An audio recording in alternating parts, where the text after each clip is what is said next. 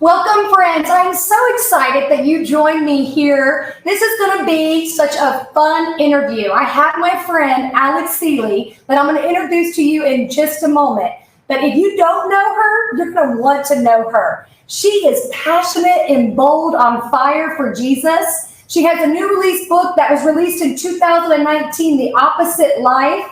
This has changed my thinking. So ladies, if you're watching this, I want you to grab her book, The Opposite Life, because tonight we're going to talk about it, but you can also get a copy wherever books are sold, because I know you're going to want to get this, because you know why? Seeley is coming to the Embraced Women's Conference. She is going to be our keynote speaker on Friday. It's coming up September 10th and 11th. So you're going to want to get your tickets now at embracedwomen.com. She will be there Friday. We're going to be talking about purpose. And I know if you have been watching social media and listened at Seeley at all, she has so much wonderful information on what you need to be doing in your life and what the purpose is. Because I don't know about you, that's a question I've asked myself in every season of life that I am. Lord, what is my purpose in this season? And you know what? We ask him. He already has the blueprint designed for us. He knows what our purpose is. All we need to do is fulfill that purpose by walking out in our destiny. And we just need to follow his plan, because he has a plan and we have a purpose. So you're going to want to get your ticket and join us at the conference. You can come for VIP, you can come for general admission. I want you to grab your girlfriends and come to the Embraced Women's Conference, September 10th and 11th. You don't want to miss it. So tonight, Seeley is here, and she and her husband, Henry, are the pastors of Belonging Co.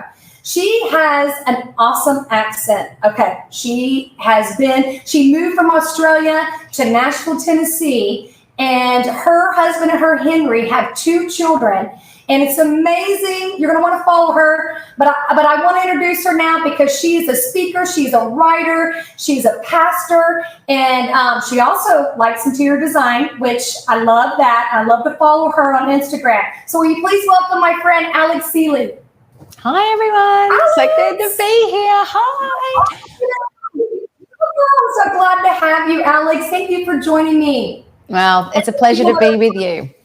Okay, so everyone wants to know where you're from. I said Australia, but if they don't know you, I want to ask some rapid questions real quick, just to kind of set the mood before we join in. Okay, are you a coffee or a tea drinker? I'm both, but I love my coffee in the morning and my tea in the evening. In the evening. I am a coffee drinker all day. It's not like I like to drink coffee, but I have to shut it off at 3 o'clock or I'm going to be up till midnight. Okay, what's your favorite food? Oh, gosh. I love Thai food, like anything Asian. Anything Asian. Love it. What is your guilty pleasure? Chocolate. Chocolate. Me too. Chocolate. I will eat chocolate at 10 p.m. Oh, same.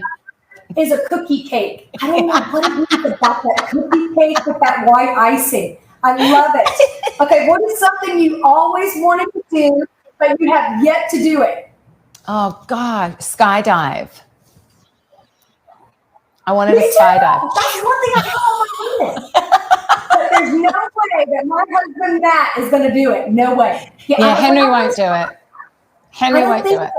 We may just have to do a trip, you and I. What is something your kids are embarrassed that you do? That your kids get embarrassed? Yeah, I constantly sing songs with the wrong lyrics in public, and they just are embarrassed of I don't care what people think. So I'm always like singing out loud. I get the lyrics wrong and they're always like rolling their eyes. I'm like, Mom, calm down.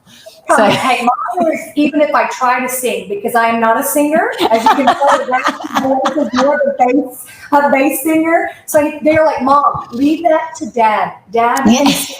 I said, perfect. Yes, you're right. Dad can sing. Now, you're a worship leader too. I know. Well, I was. I don't do that anymore. Yeah. Anymore, but that's what you first. Okay. What is your favorite song? The last one. Oh gosh, favorite song? Oh, that's too hard. I don't have a favorite. I love music. Actually, I was very funny. I was just sharing with my assistant because she'd never heard of this, because I'm a bit of an 80s girl. So I was just listening to, if anyone probably doesn't even know who he is, but his name's Cliff Richard, and I was letting her listen to Wired for Sound. So if any of you out there, just YouTube Cliff Richard Wired for Sound, and you will think I'm a crazy person. You will be a fan. Okay, all right, viewers. Awesome. Thank you, Alex. This is a little something for them. Okay, so we're talking at the conference Purpose, and I have listened to your sermons and your teachings, and they're so powerful, where you were talking about, and you mentioned in your book, The Opposite Life, about how you were called from Australia to come to Nashville for a calling, and you knew when you were age 11 that you wanted to be in ministry. Tell those that don't know how that calling started, how you found your purpose, and when God gave it to you. Yeah, I think this is the $1 million question that everyone's always asking, of why am I here and what am I supposed to do? And I don't think you can discover that unless you know God. Like, I think he's the one, like, I love that your tagline is, knowing him and then you know your purpose. It's like you can't know your purpose without being in relationship with him. So at the age of 11, I actually got saved. I gave my heart to Jesus at 11. And I remember just having this, it wasn't audible, but when you feel it on the inside, it's internal and it feels audible. But I just remember this small voice saying, you will be a preacher and teacher and you will minister. Now, back in 1984, you didn't have a really big example of female leaders, pastors, teachers, preachers. So this was quite an unusual thing. So I knew it wasn't me. I knew it was the Lord. And so I kind of tucked that away and always wanted to do the things of God. So I was involved in everything at church. I went to every meeting. I mean, I would go to the old people's prayer meeting on Friday night. I would go to youth on Saturday night. I was at church twice on Sunday. There was just something about the draw of the call of God on my life that I loved the things of God. I would devour the word. I would witness and share my faith. And so I didn't really get into ministry until I was officially, 21. But from 11 to 21, I just pursued God in everything that I did. And I think when it comes to ministry vocation, a lot of people will say to me, well, how did you know that you were a pastor and how did you get into that? And I'm like, well, I just served my local church. I just got involved. I got around other women and other men that were doing incredible things, and I just learned. And then by the time I was 21, I felt the call to go to Bible college. And every one of my steps were just being ordered. And then at the end of my Bible college season, I got offered a job to come on staff as a youth leader. And so every one of those steps has been ordered. And the more I have grown, the seasons have come in and out. They've been highs and lows. But I've always known there's a call on my life to see people free, to preach the gospel, evangelize his love for people. And so that, however that's manifested in whether it's here or America, it's been the same thing. Teach about Jesus. And when you came, you talk about this in your book, when you came to America, you and Henry, you just knew it was a calling to come. And in the chapter, I don't know exactly what chapter it was, but you said you were crying on your floor and you surrendered your life to him and said, Lord, if I don't even have a mic, if I'm not, if I'm I want to give it all to you. You're the only one. And I think that was so powerful for me to hear, because I think some people might be listening said, oh, she came to Australia. She was right into being a pastor. She started her church and everything was glorious. And she knew her purpose from the very beginning. And you surrendered and said, Lord, all I need is all. So the words you said were, all I need is you, right? Jesus, if I only have you and nothing else, that's all that matters. And that was so powerful speaking in my life, is that I think sometimes we want him just to, where we need to surrender to him, and he will give us the desires of our heart, but it may not be instantaneously which we want it. Yeah, and it may not look the way we want it to, because what I really did on that, because I basically from 21 to 39 was serving as a pastor in a large ministry in Australia. When God called us out and sent us to America, it was nothing. He sent us back He sent us to nothing. And that was part of the call. Will you go to nothing with nothing but the power of God? And it took a long process of me having to die to that season of my life, because I'm thinking, hold on a minute, I'm about to turn 40. Shouldn't I be at a different level? Why are you causing me to start again? And I feel like what God does is he says, are you more concerned about pursuing your dream or my purpose? And I was pursuing my dreams that I thought were my purpose. And God was like, okay, I need you to put that on the altar. If I were to call you to America and you do nothing of what you were known for back in that season, are you still going to love me? Are you still going to be passionate about me? Are you still going to spread the gospel? Who are you, Alex, without the title, without the position, without the people knowing who you are, without anything? Who are you? And I had to realize that in order to find my purpose, I needed to first find my truest identity, which is as a daughter. And that's when I lay everything down on the floor, literally. I surrendered to that song, Cornerstone. My life is built on nothing less but Jesus' blood and righteousness. And that's when I just was like, okay, Christ alone. That's it. It's Christ alone. And then I discovered through that surrender that my purpose was always attached to the freedom and salvation of people. It wasn't about my dream. It was about others. And so now, the last 8 years, my purpose has been to bring freedom and teach the gospel so that people will be free. Not that Alex's platform gets larger, not that I get accolades and I get, notoriety. It's that my litmus test now is if I am fulfilling his purpose, I have to look at the fruit of the people that I'm ministering to. Amen. Now, y'all started people coming to your house in the basement, serving, and you're talking about how it just grew to where it started to become a church.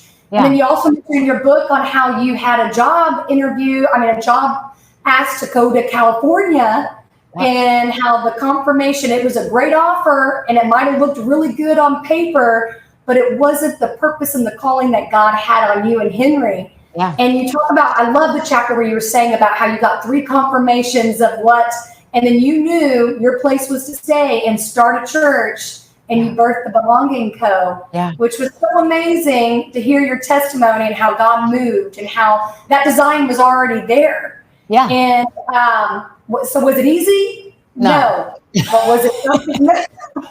And that's the thing. When you're following purpose, you're not doing what feels right all the time. You're being obedient. And we are here on purpose for a purpose. And you can have dreams. We can build a lot of things. Like, people are really smart and really talented. So you can build a lot of things. But I want to be here on purpose. Like, I want my life to count eternally, not just temporarily, if that's a word, temporarily. Yes. I don't want to be somebody who builds an empire and thinks, wow, pat yourself on the back, you've done well. I want to be able to get to heaven and know that I've been a good servant and that I've done what God's asked me to do. So when we started that basement church, which we didn't know was a church, again, it was about purpose. It was about, there are people on the other side of this that need freedom. And it was hidden, and it was not glamorous. It didn't have a paycheck.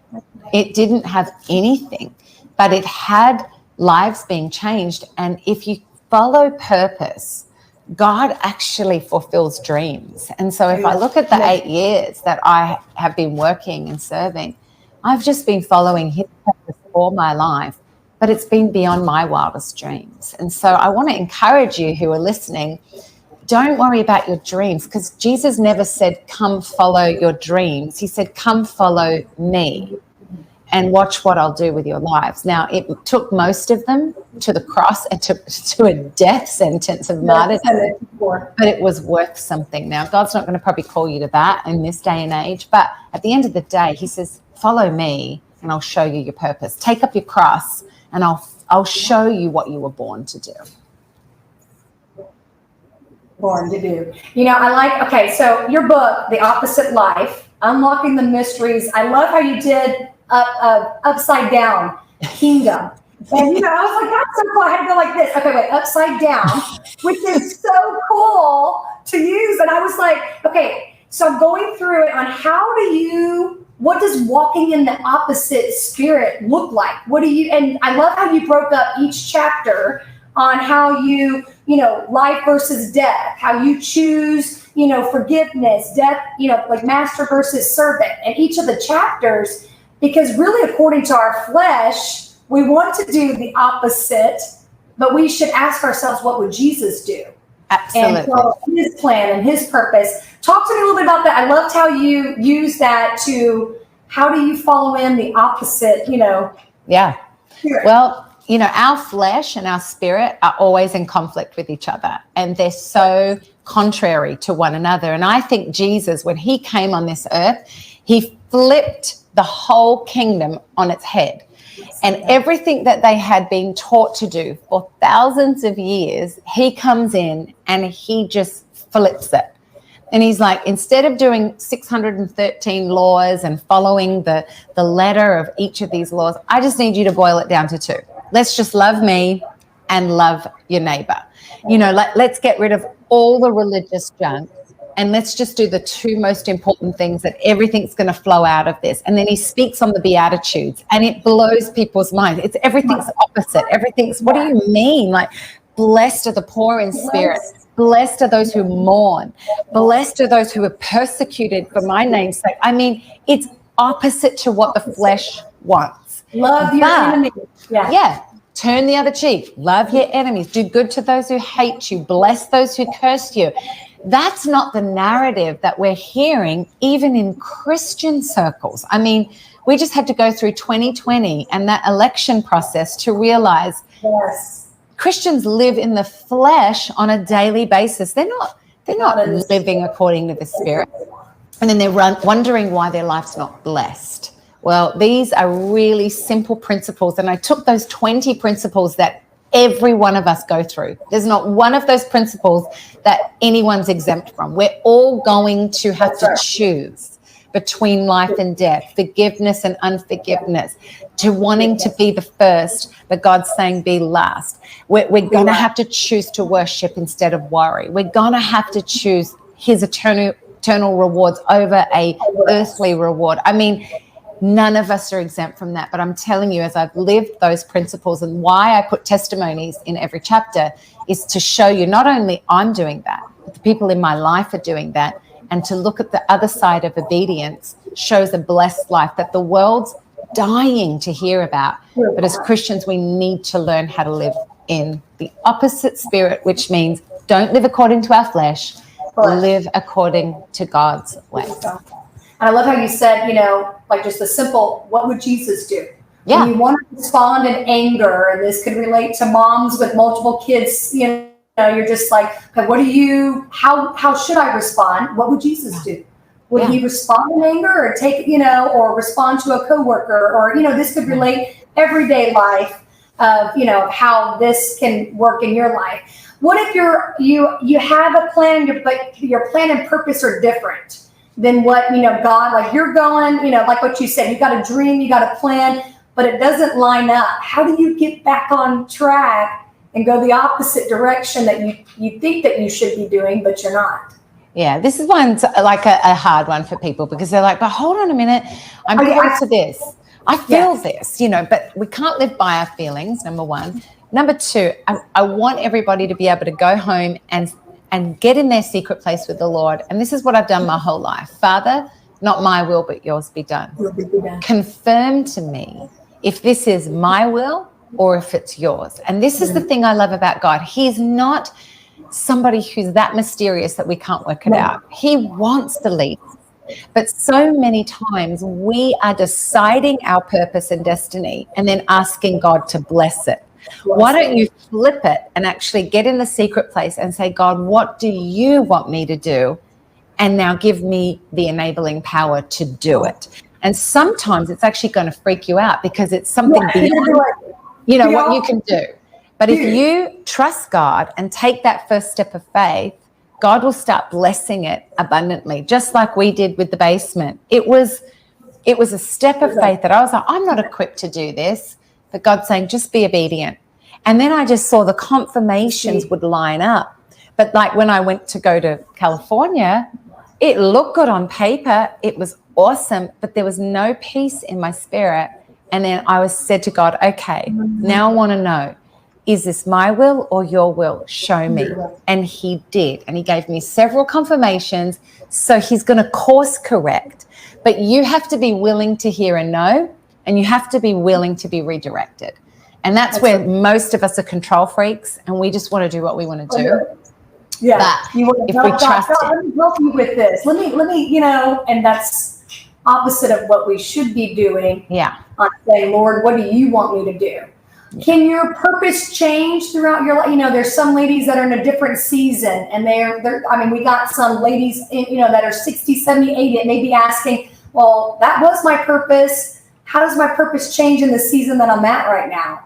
Yeah, I think we go through seasons. I don't think anything is forever.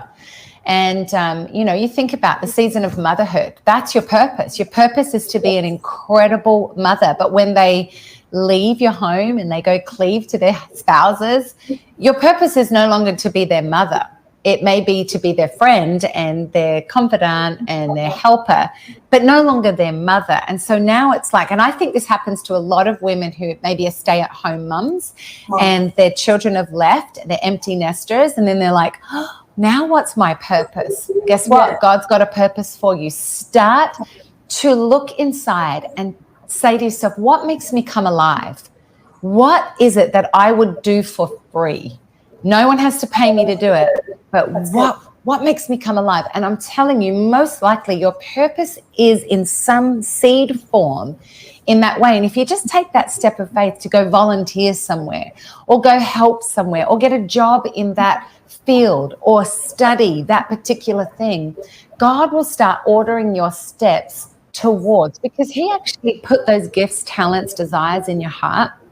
But when they're always used for the greater good, which is for others, God's going to bless it. And so don't be freaked out by it. I think a lot of people take it super seriously. Or what about if I miss the will of God? You're not going to miss it. Yes. What if I miss it and I don't know where I'm Totally. So it's something that will continually, even in, no matter whoever's watching this tonight, God has a plan and you have a purpose. And it can change. It's not just going to be one way all of your life. I can relate to this too, because I was a registered nurse before becoming a pastor's wife. And I never would have thought that I would be, speaking or helping with women's ministry. Yeah. I thought I always would be working in a hospital. But it's amazing when you just say, God, not my will, but thy will be done. And if you want me to serve, and I think it starts off as serving, exactly what you said. I started out as a new Christian, just serving in the church. Yep. Just volunteering, trying to figure out where my place, but meeting other people. Yeah. And I think that was so awesome how you talk about that in your book of your testimony, how you served for years before you even get your first paycheck. And so there's like those watching right now that maybe it's just getting involved with your church. Maybe it's getting involved, at something that you love to do, sewing, or, there's different things that God has a passion and a talent that he's instilled in you, and that will define your purpose. But he is the orchestra of it all. He's the one that has already discovered our purpose, so we don't have to feel so stressed out. I think sometimes as women, we feel like we got to know it and we get stressed with trying to figure it all out, when in fact, it's already been done. The blueprint's already there. We just need to walk in it. Yeah. And just listen. And be before you do. I think so many people are wanting to do that they forget to be. And so their identity gets wrapped up in their purpose, whereas my identity is not wrapped up in me being a pastor or being a wife or a mother. My identity is as a daughter, and I'm a daughter. And so wherever he stations me, wherever he places me, wherever he leads me to take me here. I mean, if he were to say next week, the belonging's done, you've done a great job, 9 years is coming up, it's time to hand it over and you're going to start something else, I would do it. I really would, because my identity is not in what I build. I'm just stewarding what he's giving in my hand, and I'm being faithful to just follow his lead. That's why we need the power of the Holy Spirit in our lives. We need to know him as the person. He was given to you at salvation. So now you have to develop the listening ear of, okay, Holy Spirit, where are you leading me? And it really is a fun adventure. So see it as fun. It's fun. I like, tell us a little bit about your chapter, Worry versus Worship. I think, I love starting out where you were telling your testimony of how God told you were going to have 2 children, and, how you went to worship instead of worry. I think we women worry a lot about different situations. Yeah. And so it was a challenging time. And I think, look, the nature of the human soul wants to worry. It wants to, when something comes at you, that's adversity, you don't just sit there going, hallelujah, praise Jesus. It's not that. It's not being fake, but it's understanding that I think as Christians, we just have to get the bottom line and knowledge that bad things are going to happen to good people, because we live in a broken, fallen world, and we live with broken people. So unfortunately, we're going to be the recipient sometimes of some bad news, some loss. 2020 hit the entire globe. We all understand adversity. But it's amazing to me how I watch so many people get taken under by that, and so many rose to the challenge and overcame. And honestly, that's the difference. When we choose to allow God to be in control, you don't have to worry about your future. You don't have to worry about the fact that, number one, I was barren. Then when I do get pregnant, I miscarry. And God just taught me this lesson that whatever happens in life, you've got a choice. You can either choose to freak out about it, get mad about it, get bitter about it, get angry about it, or you can choose to worship with me. And then that worship is such a beautiful sacrifice of praise that God is going to do more in you. I didn't worship him so I could get another baby. I just worshipped him saying, you're good regardless of the outcome.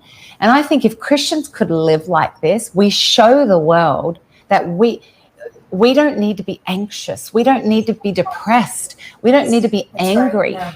And there are too many Christians who are not displaying the work of the resurrection power in their lives, and we're living just as messed up as the world. So how on earth are we going to show the world, come to Jesus, he'll take all your problems away, when most Christians are on medication and freaking out? And not that I'm dissing on medication, but I'm saying there's a better way.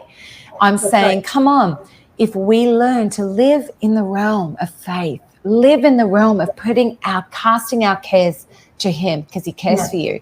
It takes the worry. It takes the anxiety. It takes the pain. And then we're actually a great example to the world around us. And people are watching. People are watching how you deal with things. Yeah, they're like watching how we respond. Alex, tell me a little bit about the conference coming up. What's going to be a little small tip behind the scene for Friday night, that those that are watching that still have time to get their tickets to come and join us. You're going to be the keynote speaker at the Embrace Women's Conference. Give a little bit that they can see. All I know is that when I come to any conference, I come with you in mind, and I pray according to you guys. God, what do you want to say to your daughters? So I just know in advance, because I've done this before. It's not familiar to me. I take it very seriously, but I know God's going to speak to you personally. He's going to unlock some areas that have been bound. He's going to set you free. He's going to speak to you so that you can encounter his presence, so that you can be all that God has called you to be. And I love the theme, because I look forward to seeing women be alive on purpose to bringing change to whatever sphere, whether you're a mum, whether you're a teacher, whether you're a doctor, whether you're a businesswoman, whether you're in ministry, it doesn't matter. We've all got a purpose. And sometimes it's just the intentionality of gathering as women to get in the presence of God, that he is going to do something that is just unusual. So I'm looking forward to being with you guys. Make sure you register, and we'll see you in September. Thank you, Alex. Thank you so much. We look forward to seeing you there. We're praying for safe travel. God bless you. Well, thanks for having me. Bye. Bye. See you in a couple weeks. I want to thank you for joining me. What an awesome time that we got to spend with Alex. We got to hear a little bit about her. We got to hear about her and her husband with the Belonging Co. You know, I know that this conference is just for you. I know if you're asking yourself, why should I come to the Embrace Women's Conference? You should come with your girlfriends. For one, you're going to have fun. You're going to fellowship. You're going to connect with other women of God. And we need that more than ever, to have a community of women that are going to bear your burdens. They're going to support you. They're going to pray with you. We want you to come and listen to the speakers. Alex Seeley, we got Rita Springer. We've also got Nona Jones, Miss Diana Hagee, and I. Because I know that you're going to discover your purpose there. You're going to be filled with the Holy Spirit. And you are going to leave a changed daughter of God. And we can't wait to see you. Get your tickets tonight. See you soon. Bye.